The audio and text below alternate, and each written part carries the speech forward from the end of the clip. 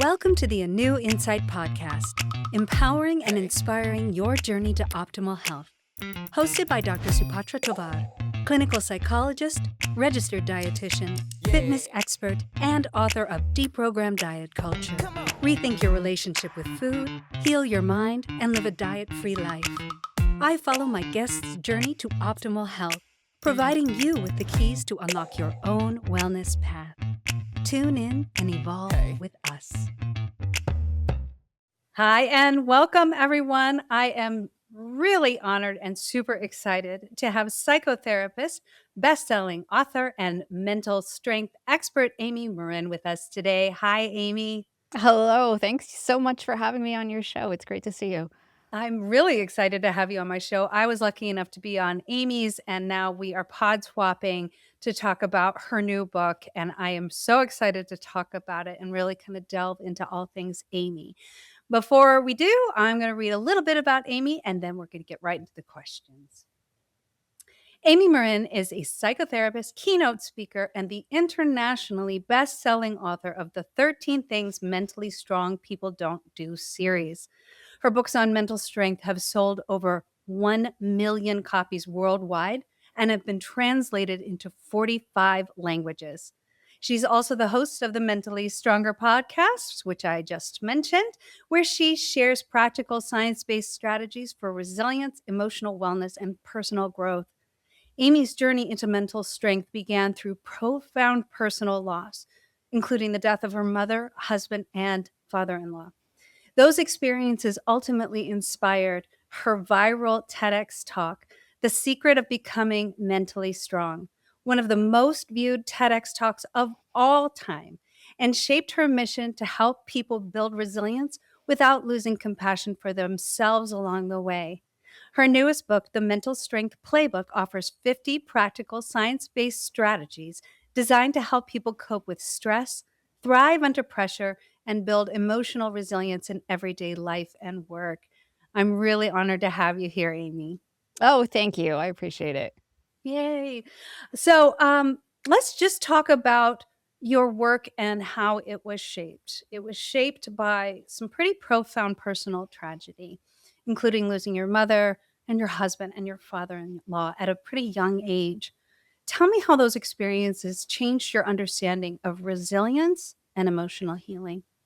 I was a therapist, and it was about a year into my career as a therapist that I lost my mom suddenly. She'd had a brain aneurysm. And it was in that moment when I was dealing with my grief that I thought, oh, a lot of these things I learned in graduate school about dealing with pain kind of fall short. And I was horrified to think all of these tools and strategies I was using, they felt like they were a bit superficial, or they weren't actually helpful, or something I could put into practice in those moments. And one of the things I had been taught is, like, you have to build on people's strengths. Tell them what they're doing well and tell them to keep doing that. And that sounds really good. But I also realized if I was going to go see a physical trainer and they said, yeah, run on the treadmill, great, I'll do that. But what if they didn't tell me that, like, the jelly donuts I was eating on the way to the gym was actually undoing a lot of the progress I was making? So it made me realize sometimes it's just about getting rid of a bad habit or two that helps you to grow stronger. And as a therapist, I had the opportunity to have, like, a revolving door of case studies, people in my office all day, every day. And I was really studying people and trying to learn, like, what makes people tick and what's making some people go through these tough times and they come out on the other side feeling like they're stronger. And again, it was often about what they didn't do, people who didn't have certain bad habits. And I was glad I started studying that. It was 3 years to the day after my mom died that my 26-year-old husband died of a heart attack, which I didn't even know you could have a heart attack at 26. But I find myself a widow. I don't have my mom. And I also had to go back to work fairly soon after because I was the only breadwinner. I'm thinking about, how do you go to work? How do you manage to be professional when your entire personal life has just been flipped upside down? And all of the things that I've studied and learned, I guess I put into practice, and I put into a letter. My father-in-law had been diagnosed with terminal cancer, and we knew that he was going to pass away. And unlike when I had lost my mom and my husband, this one, I knew it was coming. It wasn't sudden and unexpected. And I thought, I can't. I just spent all of these years grieving. I can't go through one more loss. And that was when I wrote a letter to myself about what mentally strong people don't do. And when I was done, I had 13 things on the list. I read it to myself and it was helpful, so I thought, "Ah, maybe it'll help somebody else." So I published it on the internet. I got paid $15 for the article, but 50 million people read it, and it was Wow. clear that, like, a lot of people really wanted to know, how do you build mental strength? So it's been 10 years now, and I've written 7 books on the subject of mental strength, and I'll keep talking about it as long as people keep asking questions. Wow. So a lot of observation from your clients, and then really delving into what habits I think support you the best. If you could whittle it down to maybe one out of that 13 to start with, what was the one do you think that helped you the most? The first thing on the list was don't waste time feeling sorry for yourself. And yes, I was in a painful place in my life, and it was important to let myself feel sad and to go through that emotional pain, but I didn't need to exaggerate how awful my life was gonna be or to underestimate my ability to cope with it. And I was going to fall prey to that trap, like, I could feel it coming on as I'm thinking, "This isn't fair. Why would I lose somebody else in my life? I have plenty of other people in my life who haven't lost anyone in the past decade. Why do I have to keep losing people?" And it was that way of thinking that I know would have kept me stuck. I'd probably still be in that headspace of trying to figure out what's fair in life and who's more deserving and who isn't and why bad things happen and all of those questions and thinking my life is just doomed. And as a therapist, I know that our way of thinking tends to become a self-fulfilling prophecy. If I came to that conclusion that said the rest of my life is probably gonna just be filled with bad luck, it's gonna be horrible and it's gonna be awful, I wouldn't have taken a chance. I wouldn't take the opportunities to do the things that would make my life better. And the longer I sat on the couch thinking about how bad my life was, the longer I would have stayed in that pit. So that's why that was number 1 on my list because in that moment, it just felt like, oh, I deserve to throw myself the an eternal pity party and to not just get up and get moving, but at the same time allowing myself to be sad and allowing myself to go through the pain. I think sometimes we use self-pity as a way to distract ourselves from the immediate pain. It's a way to say, "It's not my fault. It's, the universe is punishing me." And then I can be, like, angry at the world, or I can be, angry at myself, and I don't really have to just deal with the grief that was right there in front of me. Oh, yes. And I will have to say, after reading your book and just learning more about you, we have so much in common. A lot of what we teach and what we do in our counseling offices are the same. Yeah. And also, my mother did have a brain aneurysm Is that herself. right? Yes, but she survived. Mm. I will say that it profoundly changed the way that I looked at life and the world, though, and really helped me prioritize what was important to me and helped me hone my mission. So I do think that out of some of the greatest tragedies can come some of the greatest inspiration and the greatest purpose to do the work that we're doing. And so, yes, loss is horrible and we can sit in it or we can try to learn from it. And I think that doing that helps us to shift our mindset. And that's what I think you and I do a lot with our clients. So tell me about your pathway. You then, published this article, it went viral, and then you did a viral TEDx talk and then started to create some books. Tell me about that pathway. How did you go from grief to becoming one of the leading voices on mental strength in the world? Well, when that article went viral, so 15 million people in that neighborhood read it. It was on Forbes, Business Insider, and I just kept going. And so, of course, my phone is ringing off the hook. Like CNN in Mexico called, and MTV in Finland, and all of these people around the world. And the article didn't have any context. It was basically just the list. And people knew I was a therapist. So they thought, this is amazing. You've mastered all of these things.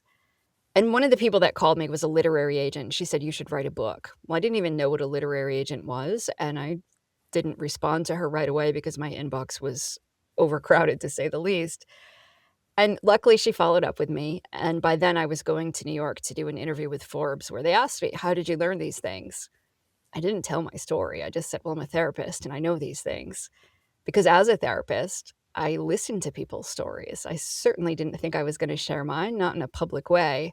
So I wasn't sure I wanted to, but when I met with the literary agent, I told her, there's a backstory. I didn't write this list from the mountaintop. I wrote it from the bottom of the valley. I actually struggle with all of these things. So I don't think I'm the right person to write the book about these things because I haven't actually mastered the list yet.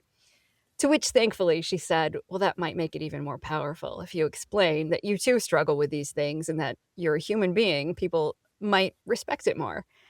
So, did some soul searching, thought about it, and said, okay. And within about a month, we had a book deal with one of the biggest publishers in the world. The book came out the following year. And it was after the book came out that I was invited to give a TEDx talk. I was not a public speaker by any means and had no idea what I was doing, but said, okay, I'll see how this goes. And was incredibly nervous. You can hear my voice shaking through the whole thing if you watch it. And I remember stepping off stage thinking, I just sounded anything except mentally strong. And somebody said, how did it go? And I said, I hope nobody watches that. Because in my head, I'm thinking, I just sounded like somebody who's terrified. And then I'm like, wait, but that's what mental strength is doing the really scary thing. If it wasn't scary, then it wouldn't have taken much strength. But it took everything I had to get up there. And I was like, "Okay, well, we'll see where this goes," and much like my book, when my book came out, it sold okay, but it didn't do anything amazing, and when my TEDx talk came out, it was seen by some people, but it didn't do anything amazing, but over time, both of them, the steam kinda started picking up, and there was a snowball effect where every week that went by, my book started selling more copies, and every week that went by, more and more people were watching my TEDx talk, and it's now been viewed 25 million times, and my first book is now in 50 something languages and sold over 1.5 million copies. Because I think it's something that resonates with people all around the world, and it's something that we all need, but nobody really talks about. How do you grow mentally stronger? We talk so much about mental health and mental illness, but nobody's really talking about mental strength and what is it that you do to get through everyday life. And I'd hear so much about resilience. But for me personally, when I thought about resilience, I thought, well, that's about bouncing back when something bad happens. I don't want to just like bounce back and then brace myself for the next bad thing that happens. I want to enjoy the good times too. And after repeated loss, I did feel like I was just kind of holding my breath, like waiting for the next bad thing to happen. And I thought, I don't wanna feel like that, like I'm just waiting for, the other shoe to drop. How do you enjoy the good times in life? And to me, that's really the difference between mental strength and resilience. It's not just about trying to survive the worst days of your life, but it's also being able to enjoy the best days of your life too. Yes. So if it's not resilience and people are really kind of even wondering, well, what the heck is mental strength? Like, I think you could define it in so many different ways. How would you define it?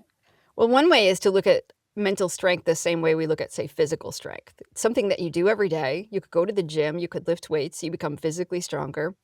Doesn't guarantee you won't ever develop a physical health issue. You might still have high cholesterol or high blood pressure someday, but it helps ward off a lot of illnesses. It helps you to stay healthier, to enjoy life more, to get more longevity.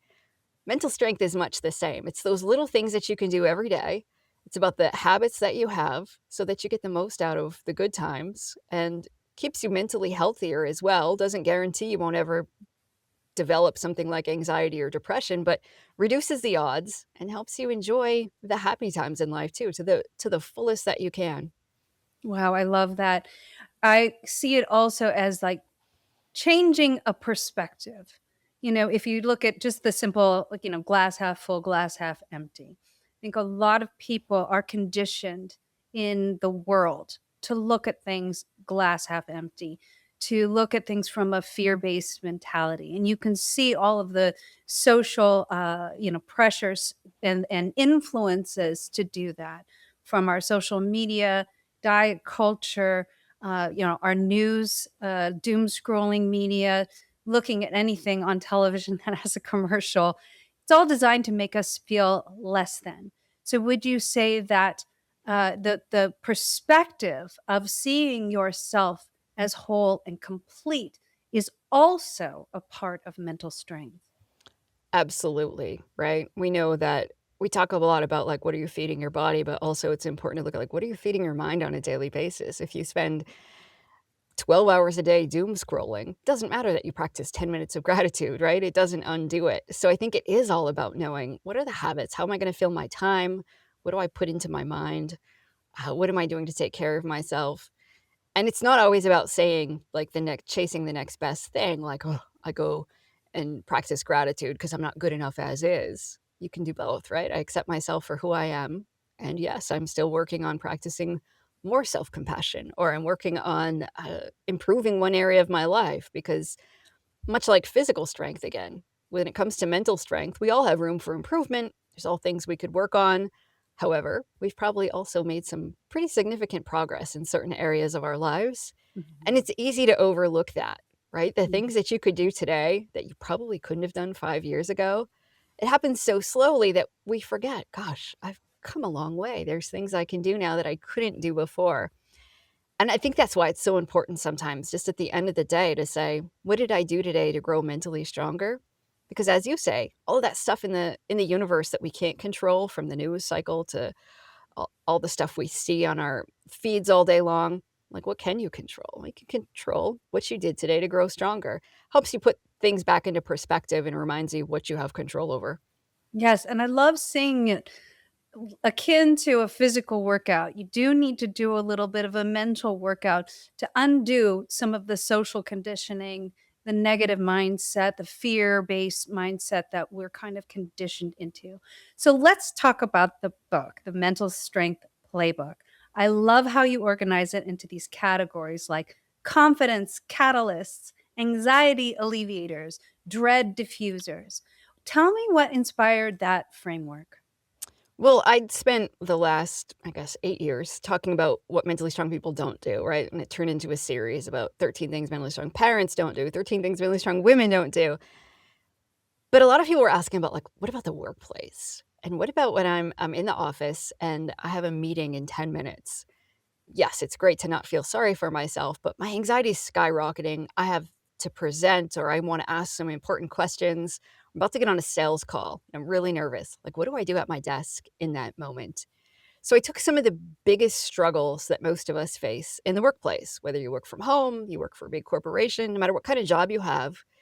I think most of us can relate to those sort of topics. Confidence, right? When we walk into a room, do we feel like we're confident, or do we feel like, oh, everybody else is so much more confident than I am? Or dread. Most of us dread a meeting at one point or another. We dread the spreadsheet we have to work on, or we dread having to make that phone call.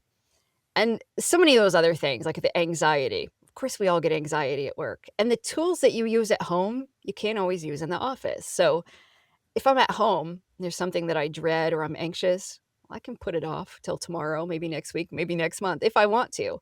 But you don't always get that luxury in the office. Your boss says, "Hey, this is due on Friday. It's Wednesday and you haven't started yet. What are you going to do about it?" So I really wanted to write a book that said, okay, now that we've talked about what not to do, the bigger changes in your overall life to build a healthier foundation, now let's talk about exactly what can you do and what are the plays you can run right in the workplace. And I wanted to offer enough variety so that people felt like, "Okay, this one works for me in my situation." Because I don't know your boss, I don't know exactly what you do for work, but if you have a menu of these little strategies that are all backed by science, so that when you lack confidence or when you're really dreading something and therefore you're procrastinating, which play do you wanna run? Just like a coach in a game knowing, "All right, I have a couple of tricks up my sleeve, let's try this one." And then once you practice them for a while, you figure out, oh, the confidence catalyst that works for me when I'm about to give a presentation, maybe it's to channel your alter ego. But maybe when you're making a sales phone call and you feel a little bit of self-doubt, maybe you need to do something else. Maybe in that moment you decide you're going to visit your victory vault, something else that we talk about in the book. So I think it's about practicing, knowing that you can have a whole toolbox full of tools, and you just get to practice of when you play them, which is kind of the art form. Yes, I love that they are all science-based, and they're, a lot of them based out of, cognitive behavioral therapy and other, interventions that are really, really helpful for helping you get, practically through the thing that you need to overcome. I luckily am my own boss, so I don't have to worry about the Sunday scaries. I actually never work Mondays. That's my admin day, and I love that. But what advice would you give? Because there's so many people who dread Monday. dread it and don't love going back into the office and just, they spend their Sundays just, in agony. What advice would you give them? Yeah, you're right. The Sunday scaries are a big one, and I had it as a kid. I hated school. I can remember by like 1 o'clock on Sunday afternoon, my stomach would be churning, and I was already dreading Monday morning. And you think, "Wow, I'm going to waste half a day Sunday just worried about the week." So, a couple of plays that can work. Somebody who identifies it more as anxiety, like, "Oh, I have so much to do this week. There's so many things. I don't know if I'm going to be able to get it all done," and you're worrying. One strategy that works is create a reverse worry list, which means if you have a lot of those physical symptoms, your heart is kind of racing fast, your stomach's churning, write down a list of things that you're excited about. And it doesn't have to be just this week. Maybe you're excited about a wedding you're going to go to next summer, or you're excited about something that is going to happen on Thursday, or you're excited that you're going to watch a movie with your kids on Friday night. But write a list of those things that you're excited about and then read it. And then you convince yourself, okay, this is excitement, not anxiety. Mm. Because we know that our bodies respond to both of those things in a very similar way, but the label you place on it matters. So if you could convince yourself, actually, I'm really excited about this week, suddenly those physical symptoms aren't so bothersome. So that's one strategy that can work for some people. Another one is if you're worried a lot about the week, like you just keep worrying, like, oh, what if that presentation doesn't go well? What if that a phone call, if I say something silly and I embarrass myself? In that case, maybe you're better off to schedule time to worry, which sounds ridiculous, but if you set aside 15 minutes and you say, I'm going to worry about everything I want, maybe a couple days this week, I'm just going to sit and worry about those things instead of letting it consume my whole Sunday, that can work. There's research that will show you can contain your worrying. And after a while, your brain is like, I don't have to keep reminding you of this meeting that you have coming up on Thursday because you're going to worry about it and make sure that you're prepared. So that's another one that can work sometimes for people if you're just I really love worried about that. it. Yeah. I love that, and I recommend people to do a mind dump before they go to bed if they're really having trouble sleeping and they're really worried about something before, if they just write it down, get it out, that usually kind of just, like, closes the book on it and they're able to go to sleep. What about confidence? I relate to you. I just gave a TED Talk last year. Last year? Oh, yeah. Yeah, it was last year. That's crazy. And I was so scared, just like you. My knees were shaking. You can probably, if you look really close, you can see my knees shaking in the beginning of the talk. And I think I could have really used your book beforehand. What advice do you have to give for people with, fears of public speaking? Oh, yeah, and, trust me, I've been there. It was my biggest fear for a lot of my life was to get up on stage and speak. Now I do it all the time, and it's not nearly as bad, so I can say exposure therapy really works. But, one of the things that worked for me, so one of my biggest talks ever was, like, early on, I had gotten asked to speak at this huge convention, and I didn't know anything about giving public talks. I was a social worker from rural Maine, so I'd probably spoken in front of 5 people at the most, and I go to this giant conference where the other speakers are all household names like Gary Vaynerchuk, and I thought, "Okay, I have absolutely no business getting up on the stage." And so I'm tempted to, like, start reviewing my notes, making sure I have everything memorized so I don't mess anything up, and I've got, like, 24 hours before I'm on stage, and I'm watching the other people perform, and I thought, "Well, yes, maybe I can memorize my script, but just because I have it memorized doesn't mean I'm gonna nail it." So I was like, "I'm just gonna act as if I feel confident." So I watched a couple of the other speakers, kinda got an idea of like, "Okay, you come out on stage and you do this and you walk over there and you look at the audience." I'm like, "Okay." So that night in my hotel room, I'm just practicing that. Like, what would I do tomorrow if I felt confident? How would I Mm. walk out on stage? What would I do? How would I deliver my lines? And, to just say, "This is what I'm gonna do," is to try to be the most confident version of myself, and fortunately, it worked. I got through that first one, but sometimes that's the thing that we need to do. So a lot of people will come into my therapy office and say, "I'd like to go back to college, but I'm not sure I can do it. Like, can you help me build up the confidence so that I feel like I can do it?" But, like, sitting on the couch isn't how any of us develop the confidence that we need to do something. You have to take the action first. And the best way to do it is to just say, "Okay, if I felt confident today, what would I do?" and then you change your behavior first, and then the feeling often follows, and that's how we build confidence is through action.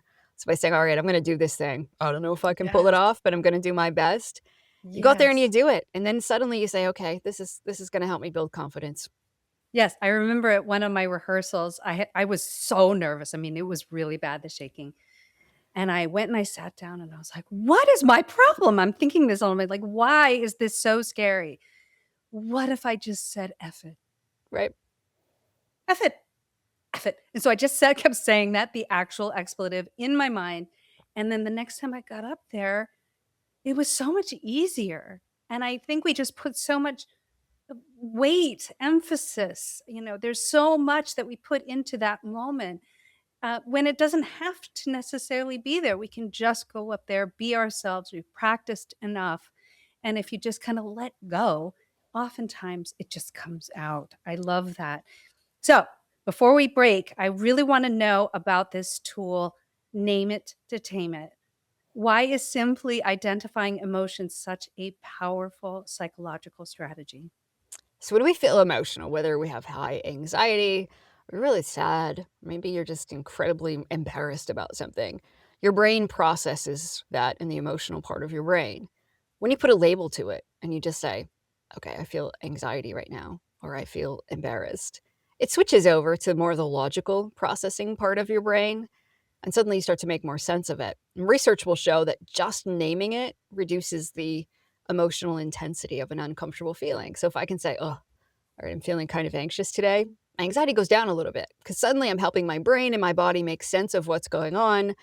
Another part of my brain starts to process it. But when we don't do that, sometimes we then start to remember all the other times that we felt that emotion. So I'm embarrassed because I've just stumbled on stage.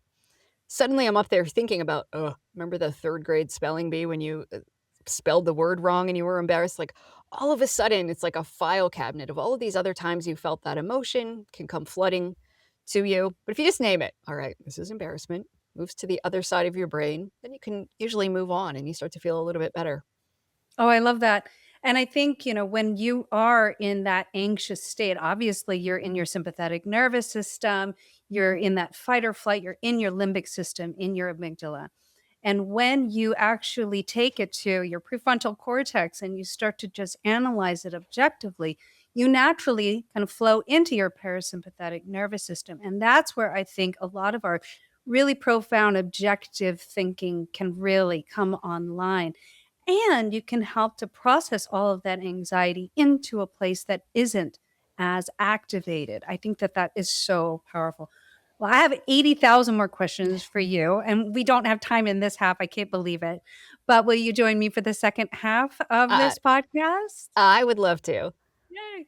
All right. So thank you everyone for joining us. Stay tuned for the second half of this amazing conversation with Amy Morin as we continue exploring mental strength, emotional resilience, burnout, grief, and practical tools for navigating life's most difficult moments. Thanks for tuning into the ANEW Insight Podcast. Please remember the contents shared on this podcast is for entertainment purposes only and does not constitute medical advice. You can find us anywhere podcasts are streaming, on YouTube at my.anew.insight and at anew-insight.com under the ANEW Insight Podcast tab. And follow us on our socials at my.anew.insight on Facebook, Instagram, TikTok, and Threads for more updates. Tune in next time and evolve with us.